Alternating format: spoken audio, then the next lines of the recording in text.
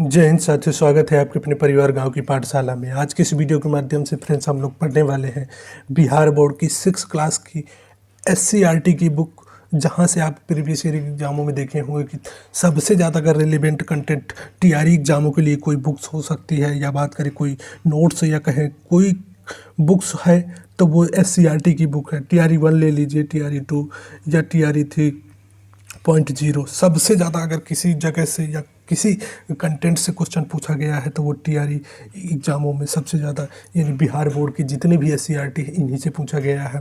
तो आज के इस वीडियो के माध्यम से हम लोग जो पढ़ने वाले हैं 6 क्लास की साइंस के SCRT का लेसन नंबर 3 पढ़ने वाले हैं। इससे पहले इसके 2 वीडियो जो कि हमने ऑलरेडी अपलोड कर दिए हैं, आपने अभी तक नहीं देखा तो आप उनको भी देख सकते हैं। आज की इस वीडियो के माध्यम से हम लोग जो पढ़ेंगे वो अध्याय 3 तंतु से वस्त्र तक पढ़ेंगे।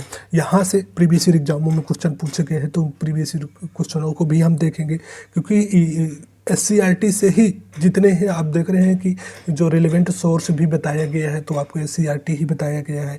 तो SCRT को हम लोग डिटेल में डिस्कशन करते हुए चलेंगे, साथ ही साथ कुछ एक्स्ट्रा फैक्ट जो कि इससे संबंधित है NCERT का उनको भी डिस्कशन करेंगे। आप देखेंगे कि आपके पास एक होल पैकेज हो जाएगा, यानी कि आप कुछ भी नहीं पढ़ेंगे, सिर्फ ये वीडियो ही 1 से 2 बार आप इसको देख लेंगे तो आपके पास पूरा जितने भी क्वेश्चंस बनते हैं वो भी हम डिस्कशन करा देंगे, साथ ही साथ थ्योरी वाला पूरा पार्ट कंप्लीट करा देंगे। तो आपके पास एक होल पैकेज होगा। तो कोशिश कीजिएगा कि साथ ही साथ आप नोट्स बनाते चलिएगा, जिससे कि क्योंकि आप बार बार SCRT नहीं पढ़ पाएंगे तो छोटे छोटे नोट्स हम पॉइंट आउट करते जाएंगे, आप उनको बनाते चलिएगा, जिससे कि आपके पास एक बेहतरीन नोट्स भी तैयार हो जाए। तो फ्रेंड्स शुरुआत करते हैं इस लेक्चर की। और आप देखते हैं कि जो कि SCRT बिहार बोर्ड के 6 क्लास की SCRT देखेंगे तो उसमें लगभग 18 लेसन आपको देखने को मिलेंगे। उन 18 लेसन में आज जो हम बात करने वाले हैं, जो कि लेसन नंबर है, आप कहें अध्याय नंबर 3 तंतु से वस्त्र तक बात करने वाले हैं। तो सबसे पहले क्वेश्चन यही आता है कि वस्त्रों का निर्माण कैसे होता है, किस प्रकार के वस्त्र होते हैं, कौन से मानव निर्मित वस्त्र होते हैं। ऐसे क्वेश्चंस पूछे गए हैं कि कौन कौन से वस्त्र हैं जो कि आप देखने को मिलता है मानव निर्मित है, कौन कौन सी वस्तु हैं जो प्राकृतिक वस्तुएं हैं।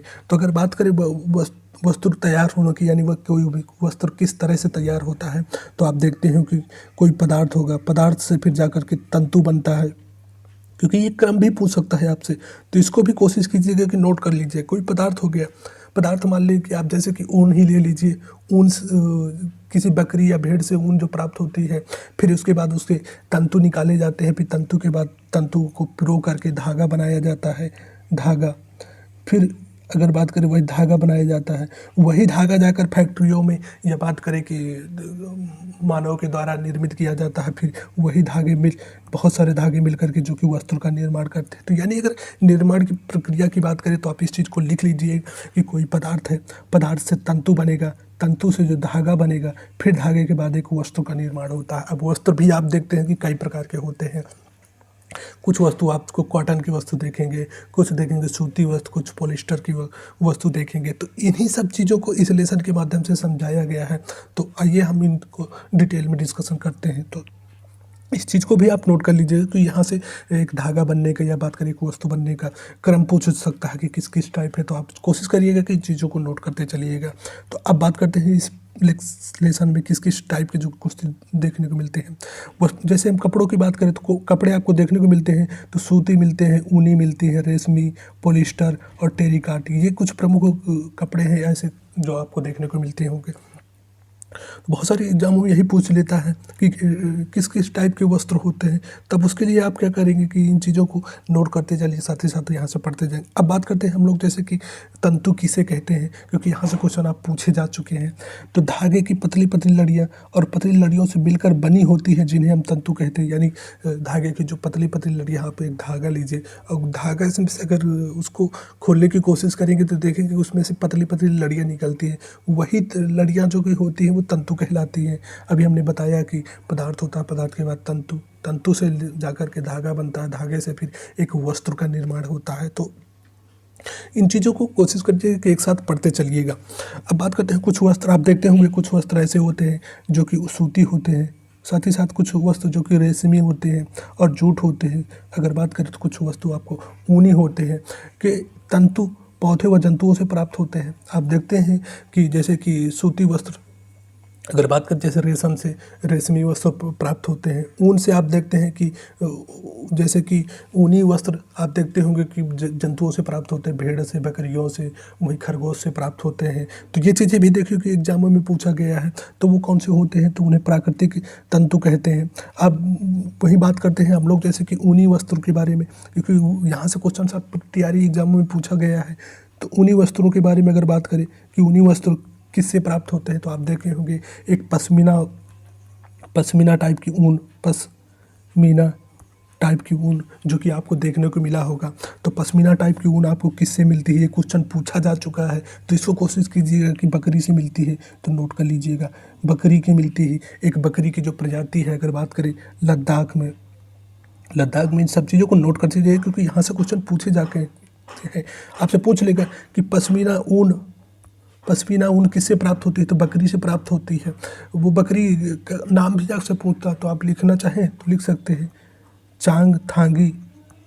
चांगथांगी या कहें चांगपा नाम की एक बकरी है, जो कि कहाँ पाई जाती है, लद्दाख में पाई जाती है। तो इसी से जो कि पश्मीना ऊन प्राप्त होती है। तो फिर यही ऊन से जो कि वस्त्र का निर्माण होता है। तो ऐसे क्वेश्चन से रिलेट करके चीज़ें पढ़ती है, जिससे कि यहाँ से जब क्वेश्चन पूछे तो आप उसको पकड़ पाए। तो इस चीज़ को आप लिख लीजिएगा कि पश्मीना जो ऊन है वो किससे प्राप्त होती है, बकरी से प्राप्त होती है। उस बकरी का नाम क्या है, तो चांगथांगी या चांगपा कहते हैं। किस राज्य में पाई जाती है, तो आप जाएंगे कि लद्दाख राज्य में पाई जाती है। 3 चीज़ों को लिख लीजिएगा। वहीं ऊनों से संबंधित एक दूसरा क्वेश्चन आपको पूछता है कि अंगोरा टाइप की ऊन, ये क्वेश्चन पूछा जा चुका है, आपने प्रीवियस पेपर उठा के देख लीजिए कि अंगोरा टाइप की ऊन किससे प्राप्त होती है, तो खरगोश से प्राप्त होती है।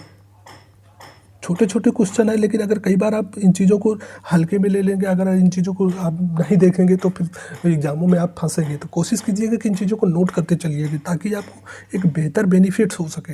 पढ़ने का मतलब यही है कि उससे जो रिलेटेड चीज़ें हैं, जो भी और पूछता है, तो उनको भी हम लोग पढ़ते चले। तो अंगोरा टाइप की ऊन किससे प्राप्त होती है, खरगोश से प्राप्त होती है। वही ये चीज़ यहाँ पर दिखाया गया है कि यानी कि वस्त्रों के जो तंतु हैं कुछ पौधों से प्राप्त होते हैं, कुछ जंतुओं से प्राप्त होते हैं। तो जंतुओं से हमने बता दिया कि बकरी से जो कि पश्मीना टाइप की ऊन प्राप्त होती है। वहीं अगर बात करें तो अंगोरा टाइप की ऊन जो आपको देखने को मिलती है, खरगोश से मिलती है। तो क्वेश्चन यहाँ से क्वेश्चन आपको देखने को मिलेंगे। तो इन चीज़ों को नोट करते चलिएगा। तो इन्हें क्या कहते हैं, हम लोग इन्हें प्राकृतिक ऊन कहते हैं।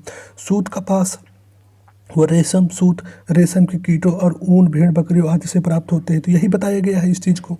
अगर बात करें इसके अलावा केले के पत्ते एवं तने, बांस से भी तंतु प्राप्त होते हैं। तो ये क्वेश्चन आपसे पूछ सकता है कि इनके अलावा और किन से प्राप्त होता है। केले के पत्ते से भी जो कि तंतु प्राप्त होते हैं, पत्ते एवं तने से, बांस के से भी तंतु प्राप्त होते हैं। 3 चीज़ों को नोट कर लीजिए। क्या है, तो ये प्राकृतिक तंतु का एग्जाम्पल है।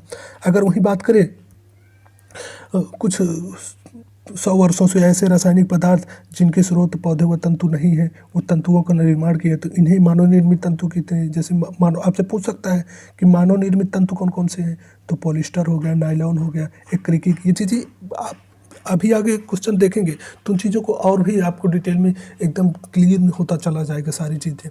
तो अब पूछ लेगा, जैसे प्राकृतिक तंतु पूछ लेगा, तो प्राकृतिक तंतु किनसे प्राप्त होता है, तो पेड़ पौधों से प्राप्त होता है, जीव जंतुओं से प्राप्त होता है।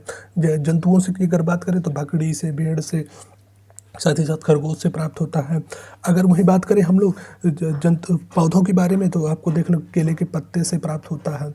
वहीं और किससे प्राप्त होता है, तो केले के तने से, बांस से भी जो कि हमें मिलता है। तो इस चीज़ को कोशिश कीजिएगा नोट करते चली जाइएगा।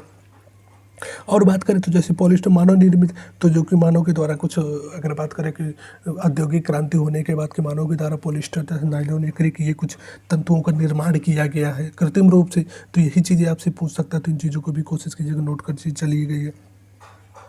अगर वही बात करें हम लोग और कुछ प्रमुख पॉइंट्स के बारे में, तो बहुत सारे क्वेश्चन आपको देखने को मिलेंगे। आप कपास देखते होंगे, तो यही कपास से ही पूछता है कि उजले रुई की अगर बात करें के रूप में दिखाई देने वाला कपास गोकक कहलाता है। गोलक कहलाता है। आपने कपास को देखा है, जो कपास का पौधा होता है उसमें सफ़ेद सफ़ेद टाइप के वो दिखते हैं, रुई दिखते हैं। उस रुई को जो सम्मिलित रूप से जो बोला जाता है, तो कपास का गोलक कहलाता है या गोलक कहलाता है। तो इस चीज़ को भी आप नोट कर लीजिए, आपसे पूछ सकता है। कि कपास के पौधे में जो सफ़ेद रुइयाँ होती हैं, उन रुइयों को सम्मिलित रूप से क्या कहा जाता है, तो कपास का गोलक कहते हैं। तो इस चीज़ को भी आप नोट कर लीजिए। यहाँ से आप बहुत सारे एग्जामों में क्वेश्चन देखेंगे। अब बात करें कि वहीं इसको कपास को बिनौले से अलग किया जाता है। तो कपास को किससे अलग किया जाता है? बिनौले से अलग किया जाता है। इस क्रिया को क्या कहते हैं? तो कपास का ओटना कहते हैं। कपास से यानी कपास के पौधे से अगर बात करें जो ये रुइयाँ होते हैं, तो इनको अलग करना क्या कहलाता है? तो कपास का ओटना कहते हैं। किससे की जाती है? तो हाथों के द्वारा ये की जाने वाली प्रक्रिया है। अब बात करते हैं वहीं, तो आपसे ये पूछता है सबसे ज़्यादा, आपसे ये पूछ लेगा कि कपास किस राज्य में सर्वाधिक मात्रा में होता है? कपास किस प्रकार की अगर मिट्टी में होता है? तो काली मिट्टी में होता है। काली मिट्टी में होता है। यहाँ से क्वेश्चन आपको पूछ सकता है किस राज्य में सर्वाधिक कपास होता है? तो राज्य की बात करें तो आप काली मिट्टी आप देखते हैं कि महाराष्ट्र राज्य में सर्वाधिक पाई जाती है। साथ ही साथ अगर बात करें तो कुछ एरिया जो कि आपको गुजरात में भी देखने को मिलेगा, तो इस चीज़ को भी नोट कर लीजिए। गुजरात और मध्य प्रदेश के एरिया में भी आपको काली मिट्टी देखने को मिलेगी। तो कपास काली मिट्टी में होता है। किस राज्य में सर्वाधिक है? तो महाराष्ट्र राज्य में सर्वाधिक है। ये चीज़ भी यहाँ पर दर्शाया गया है। तो इस चीज़ को भी आप कोशिश करते नोट चलिएगा। कपास की ओटना को यानी कपास को अलग करना तो ओटना कहलाता है। साथ ही साथ जो कपास के बिनौले होते हैं उनको सम्मिलित रूप में कपास का गोलक कहते हैं। इन चीज़ों को छोटी छोटी चीज़ें हैं लेकिन पॉइंटों को नोट करते चलिए जिससे कि आपको बेहतर फ़ायदा मिल सके पढ़ने का। मतलब तभी। अब बात करते हैं वही जोट्स में। अब TRE 2 में देखे होंगे कि यहाँ से बहुत सारे क्वेश्चन आपको देखने को मिले थे, पूछा गया था। आगे हम देखेंगे कि यही पूछा गया था कि बिहार के किस राज्य में सर्वाधिक मात्रा में जूट होता है। आगे हम इन चीज़ों को पढ़ेंगे अभी और क्वेश्चन भी देखेंगे। तो अब बात करें जैसे कि जूट के बारे में, तो पटसन तंतु को पटसन के पौधों के तने से प्राप्त किया जाता है। यानी कि जो पटसन से जो तंतु प्राप्त किया जाता है पौधे के तने से प्राप्त किया जाता है। भारत में इसकी खेती की बात करें वर्षा ऋतु में की जाती है। यही चीज़ पूछता है आपसे। अगर बात करें भारत में पटसन प्रमुख रूप से पश्चिम बंगाल, बिहार और असम राज्य में होता है। तो आपसे पूछ सकता है पटसन या जूट जो कि आपको किस राज्य कौन कौन से राज्यों में होता है? तो प्रमुख रूप से जो कि पश्चिम बंगाल, बिहार और असम राज्य में होता है। तो आपसे क्वेश्चन ये पूछ सकता है कि किस आप क्वेश्चन दे देगा कि भारत के किस राज्यों में जो कि आपको पटसन नहीं होता है।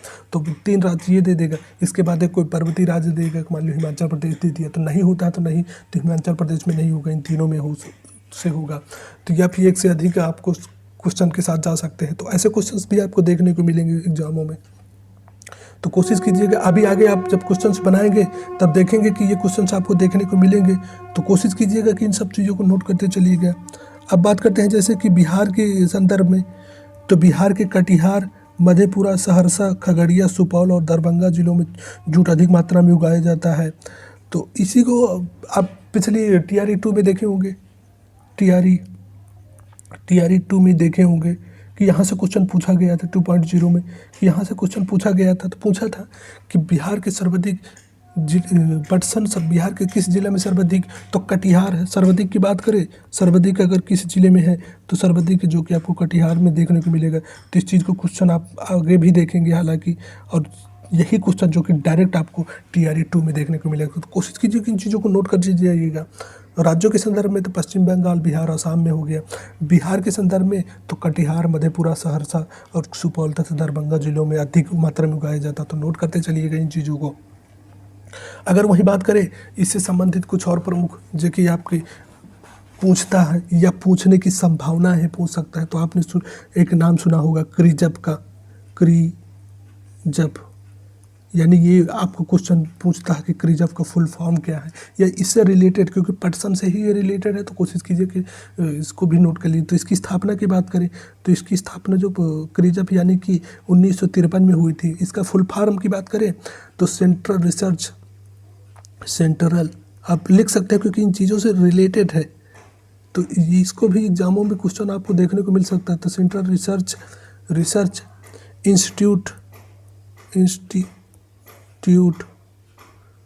इंस्टीट्यूट अगर बात करें फॉर जूट एंड एलाइड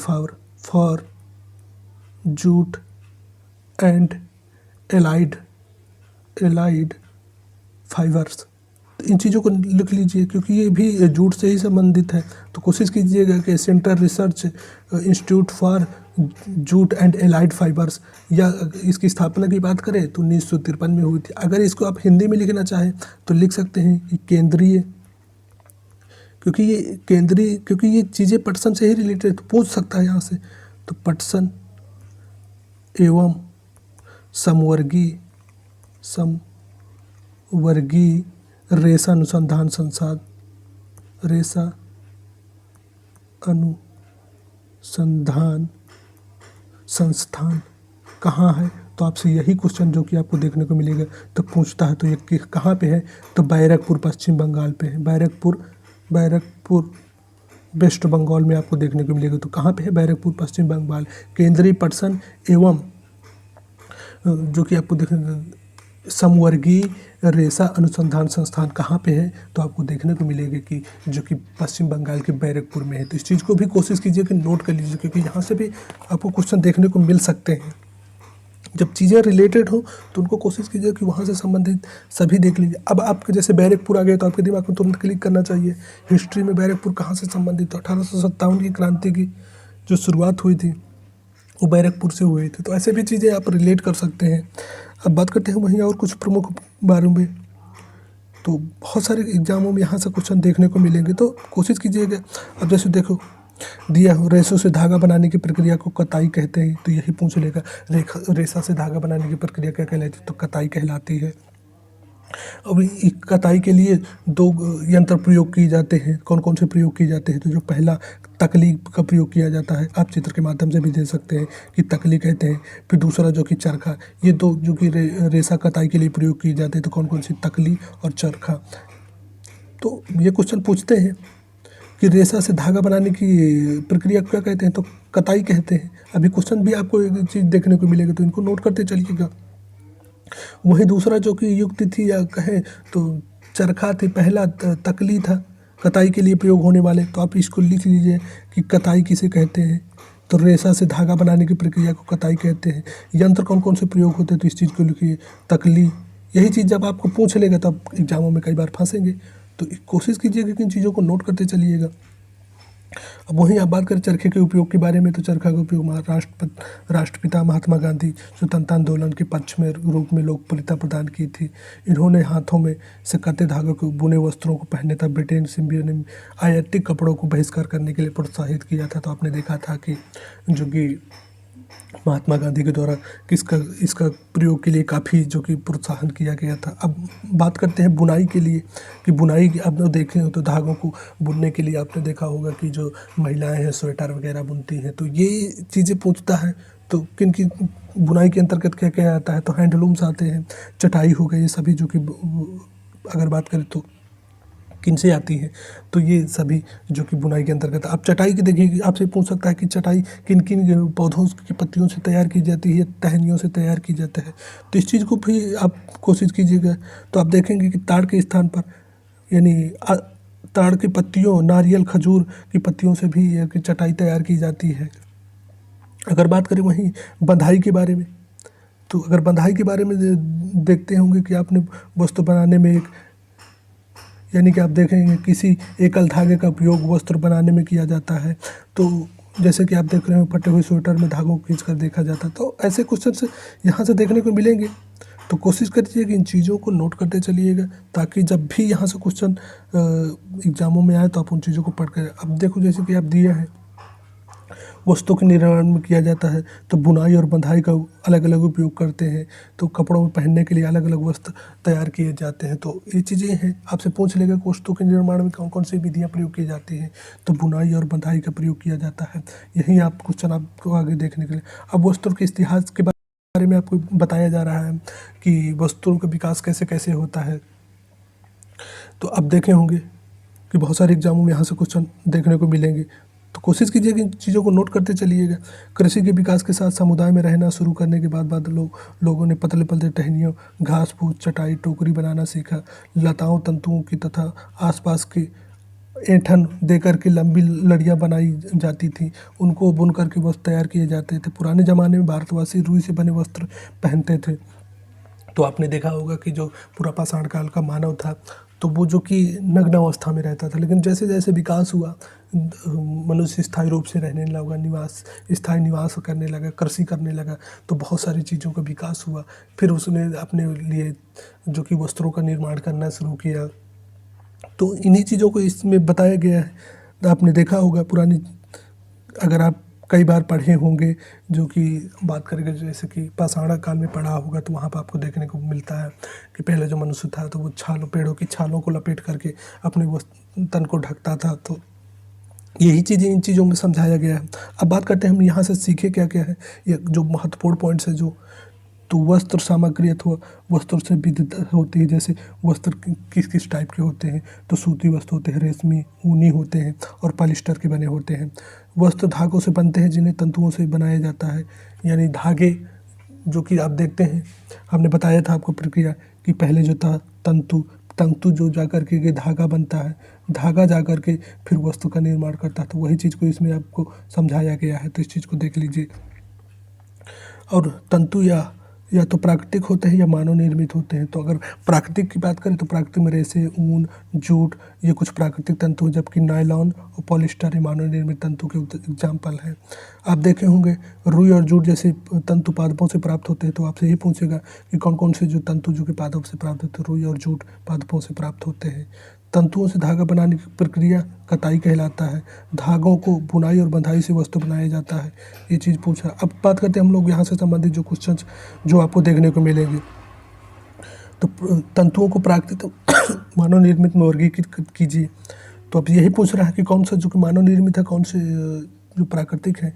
तो हमने बताया था कि प्राकृतिक की बात करें तो ऊन हो गया, साथ ही साथ आप बात करें रेशम, रुई और पटसन, ये क्या है जो कि आपको देखने को मिलेंगे। तो ये मानव निर्मित है, सॉरी ये प्राकृतिक है। अगर बात करें वहीं हम लोग जो कि मानव निर्मित की, तो हमने पढ़ा था कि नायलॉन साथ ही साथ जो कि पॉलिस्टर, ये क्या थे, तो ये जो कि मानव निर्मित थे। तो इन चीज़ों को आप कोशिश कीजिए कि नोट कर लीजिए।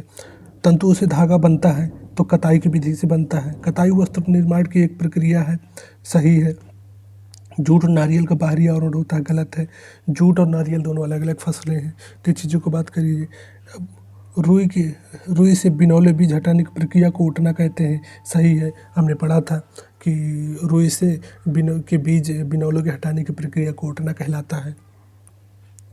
धागों की बुनाई से वस्त्र का एक टुकड़ा बनता है, ये हमने सही देखा था। रेशम तंतु किसी पादप के तनों से प्राप्त होते हैं। रेशम तंतु किसी पादप के तन से प्राप्त, सही है। पॉलिस्टर एक प्राकृतिक तंतु, गलत है। पॉलिस्टर एक मानव निर्मित तंतु है। अगर वही बात करें अब हम कुछ और प्रमुख जैसे क्वेश्चन के सही विकल्पों के बारे में, क्वेश्चन आप देख रहे हैं कि यही से क्वेश्चन आपसे पिछली बार पूछे गए हैं। तो वैसे वस्त्र के तंतु जो पौधे जंतुओं से प्राप्त होते हैं उन्हें हम क्या कहते हैं, तो उन्हें हमें प्राकृतिक तंतु कहते हैं। इस चीज़ को भी, मानव निर्मित तंतु पॉलिस्टर, नायलॉन हो गए, इन चीज़ों को लिख लीजिएगा आप। ये क्वेश्चन जो कि आपको TRE 2 में देखने को मिला था, सेम यही क्वेश्चन पूरा हूबहू आपको TRE 2 में देखने को मिला था। TRE 2 में यहीं से क्वेश्चन आपको देखने को मिला था। आप देख लीजिए कि प्रीवियस पेपर कि ये क्वेश्चन यही क्वेश्चन हूबहू क्वेश्चन पूछा गया था कि बिहार के निम्न जिले में जूट अधिक उगाया जाता है। तो किस में, तो कटिहार में उगाया जाता था, अभी हमने पढ़ा था। हाँ, साथ ही साथ उसके साथ मधेपुरा, सहरसा, तो उपयुक्त में से सभी हो जाएगा क्योंकि इन सभी में उगाया जाता है। लेकिन अगर सर्वाधिक मात्रा में पूछ लिया तो कटिहार में उगाया जाता है। तो अगर इस प्रश्न के उत्तर की सही बात करें तो उपयुक्त में से सभी हो जाएगा। रेशों से धागा बनाने की प्रक्रिया कहलाती है, तो कताई कहलाती है।